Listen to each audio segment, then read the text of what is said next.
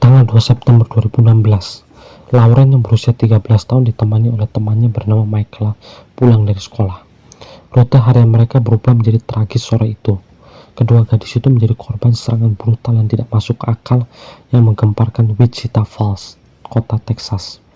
Kejadian mengerikan ini membuat masyarakat diliputi ketakutan dan ketidakpercayaan.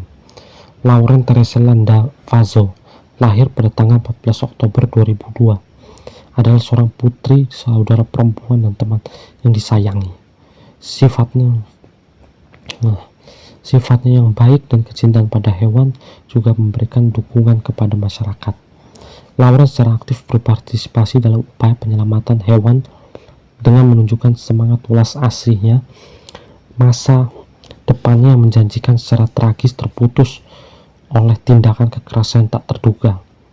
Jumat sore itu, saat Lauren dan Michaela berjalan pulang dari sekolah menengah McDonnell, seorang penyerang tak dikenal menargetkan mereka. Sebuah kendaraan yang tidak dikenal oleh gadis itu berhenti di samping mereka di sebuah lorong sempit, dan seorang pemuda muncul. Awalnya tampak tidak berbahaya, tetapi tindakan dengan cepat meningkat. Ia mengambil senapan dari mobil dan melepaskan tembakan mengenai Lauren beberapa kali. Michaela, meskipun terluka parah akibat tembakan di dada, berhasil melarikan diri dengan mencari tempat aman. Penyerang setelah menggosokkan senjatanya melarikan diri dari tempat kejadian sore hari. Banyak saksi yang hadir, siswa lain, warga, semua trauma oleh peristiwa mengerikan itu. Berita tentang penembakan itu menyebar dengan cepat, menciptakan ketakutan dan kekhawatiran yang meluas di seluruh masyarakat Wichita Falls. Bianca, ibunya Lauren, menerima telepon panik dengan memberitahu dia tentang penembakan di dekat sekolah perempuan itu. Saat tiba di tempat kejadian, dia menyaksikan kekacauan dan upaya putus asa untuk menyelamatkan putrinya. Pemandangan Lauren yang terluka parah sangat menghancurkan. Tangisan kesedihan Bianca menggemakan kesedihan kolektif kota itu. Meski tim para medis dan staf rumah sakit telah berupaya keras, Lauren meninggal karena luka-lukanya. Kematiannya berdampak besar tidak hanya pada keluarganya dan teman-temannya, tetapi juga seluruh komunitas Wichita Falls. Kejahatan tidak masuk akal itu memicu kemarahan dan menuntut keadilan. Insiden itu tetap menjadi pengingat yang kuat akan rapuhnya kehidupan dan pentingnya keselamatan masyarakat. Lalu akhirnya pihak kepolisian pun turun tangan. Sebelumnya pemeriksaan medis melaporkan kalau Lauren menderita 15 luka tembak dengan senapan kaliber 22 dengan 2 luka ditembak di kepala, yang mana salah satunya bisa berakibat fatal jika tidak terkena tembakan di area kritis itu. Dia mungkin bisa selamat. Michael Smith, teman Lauren, juga tertembak, dilarikan ke rumah sakit. Meskipun kondisinya serius, Michael menunjukkan perbaikan dan mampu memberikan deskripsi penyerangan itu kepada detektif. Penyidik memiliki akses ke rekaman keamanan dari tempat kejadian perkara yang memperlihatkan kendaraan tetapi bukan penembakannya sendiri. Sebuah SUV emas. Michaela menggambarkan penembakan itu sebagai pria muda kulit putih dengan rambut coklat, tubuh kurus, hidung mancung, dan jerawat.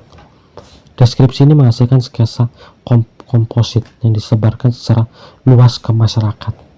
2 hari kemudian, polisi menerima informasi dari seorang wanita yang melihat tetangganya bernama Cody Lott, seorang pria berusia 20 tahun yang sesuai dengan deskripsi yang disebutkan oleh pihak kepolisian, membawa apa yang tampak seperti amunisi senjata ke apartemen. Karena Cody tinggal dekat dengan lokasi, detektif memulai penyelidikan. Pada hari yang sama, sepasang suami istri melaporkan melihat seorang pria di dalam SUV emas di dekat tugu peringatan untuk Lauren. Ketika polisi mendekati SUV tersebut, mereka mengidentifikasi Cody sebagai pengemudi. Meskipun tidak ditemukan barang yang memberatkan dalam kendaraannya, petugas menemukan buku-buku jari besi yang menyebabkan penangkapannya atas kepemilikannya senjata ilegal. Di kantor polisi, setelah menginterogasi, Cody awalnya mengaku tidak tahu tentang penembakan itu. Namun dia akhirnya mengungkapkan kalau ia tergila-gila pada Lauren setelah pertama kali melihat dari jendela apartemen saat ia berjalan pulang dari sekolah.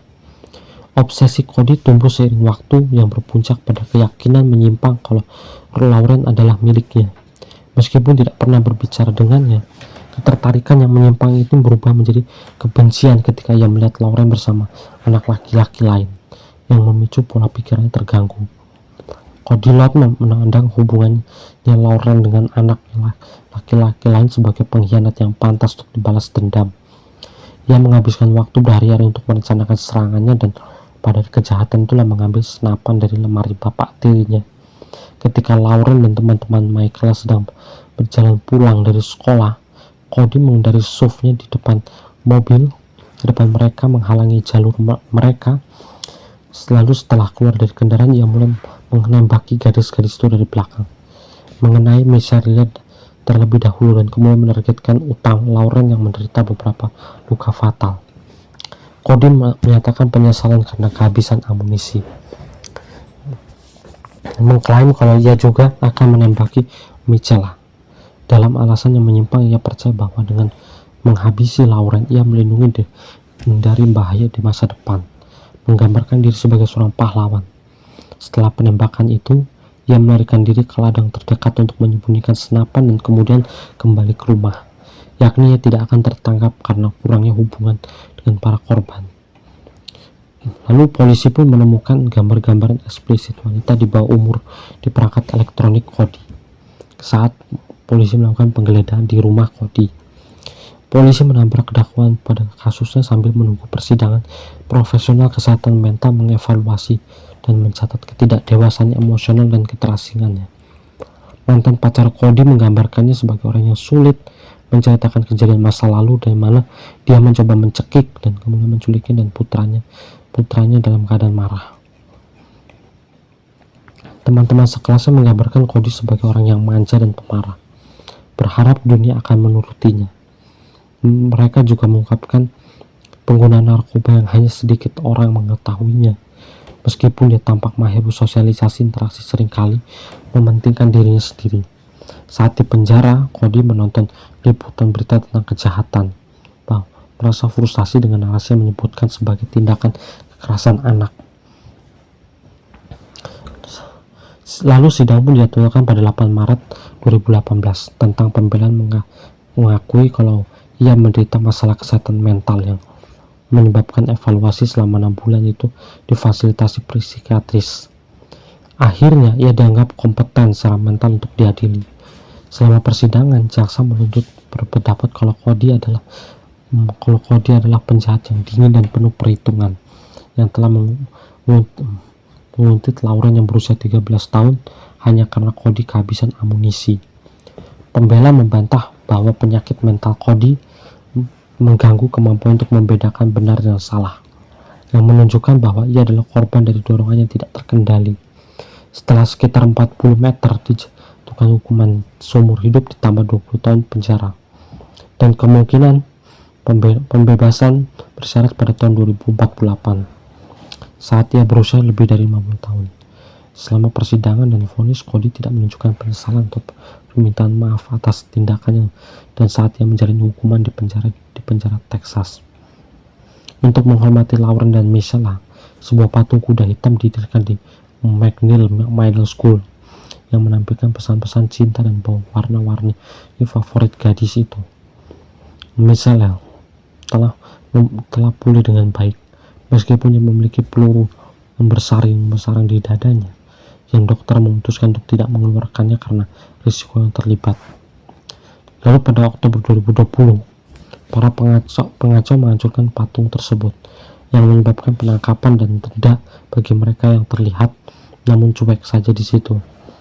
Meskipun terjadinya vandalisme, sebuah patung pengganti dipesan dan digantung pada Mei 2021. Pemakaman Lauren pada September 2016 dihadiri oleh banyak orang, dan kasusnya memicu perubahan signifikan dalam hukum Texas.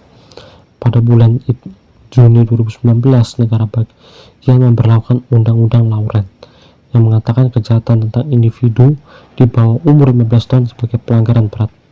Meskipun undang-undang tersebut belum berlaku surut untuk kasus Lauren, orang tuanya Vernon dan Bianca pernah percaya bahwa undang-undang tersebut akan melindungi anak-anak dari hal nasib serupa.